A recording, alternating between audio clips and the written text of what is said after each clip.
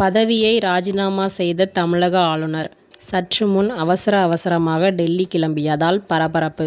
ஸ்டாலின் செய்த தரமான சம்பவம்.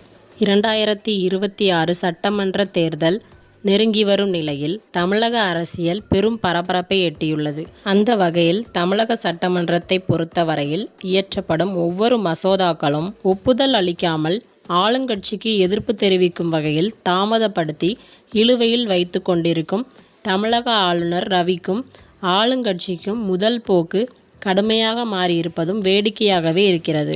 அந்த வகையில் தற்போது ஆளுநர் ரவி அவர்களுக்கு ஆப்பு வைக்கும் அளவில் அவர் பதவியை விட்டு வெளியேறும் வகையில் தமிழக முதலமைச்சரும் திமுக தலைவர் மாநகராட்சி ஸ்டாலின் அவர்கள் டெல்லிக்கு கடிதம் ஒன்றை அனுப்பியுள்ளதாக தகவல்கள் வெளியாகியுள்ளது.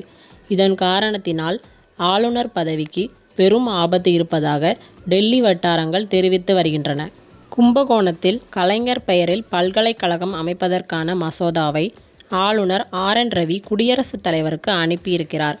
துணைவேந்தர் நியமனம், UGC விதிகள் தொடர்பான வழக்குகளை காரணம் காட்டி ஆளுநர் RN ரவி குடியரசுத் தலைவருக்கு அனுப்பியதாக கூறப்படுகிறது.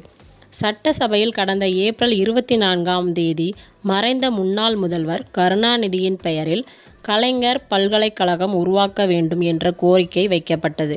இதனைத் தொடர்ந்து கும்பகோணம் மாவட்டத்தில் கலைஞர் பெயரில் பல்கலைக்கழகம் அமைக்கப்படும் என்று முதல்வர் ஸ்டாலின் அறிவித்தார். இதன்பின் கலைஞர் பல்கலைக்கழகத்தை உருவாக்குவதற்கான சட்ட மசோதாவை உயர்கல்வி அமைச்சர் கோவி செழியன் தாக்கல் செய்தார். அந்த சட்ட மசோதாவில் கலைஞர் பல்கலைக்கழகத்தின் வேந்தராக மாநில முதல்வர் இருப்பார். பல்கலைக்கழக தலைவராகவும் பட்டமளிப்பு விழா உள்ளிட்டவற்றில் தலைமையும் முதல்வர் இருப்பார்.